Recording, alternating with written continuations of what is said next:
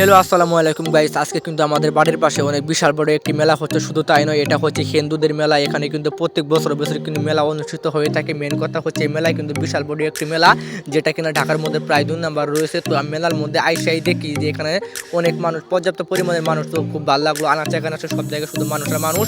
এখানে প্রচুর পরিমাণ দেখেন দোকানপাট আছে, যেমন ফুচকা, ঝালমুড়ি, চটপটি ও আচার, নানা ধরনের কিন্তু খাবার এখানে রয়েছে। যেহেতু মেলার মধ্যে ভালো ভালো খাবার রয়েছে, এখানে হালিম আছে এবং লুডুস আছে, আর অনেক কিছু আছে, আপনি চাইলে খাইতে পারেন। তো মেন কথা হচ্ছে যে আমি ভাবলাম যে কি খাবো কি খাবো, তো হঠাৎ করে চোখে আমার পড়লো যে পাপড় দিয়ে, তো তেল দিয়ে পাপড়গুলো ভালোভাবে ভেজেছে। তো আমার খুব ভালো লাগলো যে যেহেতু হয়তো খেতে অনেক স্বাদ হবে। তো ভাবলাম যে 3টা পাপড় নিয়ে নিন, যেহেতু আমরা 3 জন মানুষ। তো 3টা পাপড় নিয়ে নিলাম ভালোভাবে, একটু বিট লবণ দিয়ে, যেহেতু আমি একটু লবণ বেশি খাই। তো 3টা পাপড় নিয়ে নিলাম। আমি আস্তে আস্তে খাবো এখন, কসকসা গেমস মজায় কসকসে।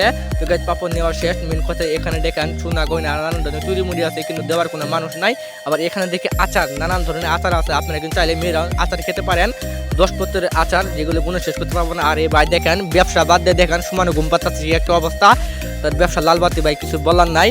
ভিতরে ঢুকে দেখি বা নানান ধরনের হিন্দু আর খালি মহিলা খালি চারদিকে খালি মেহুনা, দুনিয়ার মেহুনার কান্দি সবখানে মেহুনা গাই। দেখেন এরা খাবে প্রসাদ, যেহেতু আমরা আইছি এখানে দেখতে, যেহেতু আমি কোনো প্রসাদ খাই না, আমি আইছি এখানে দেখতে ঘুরতে।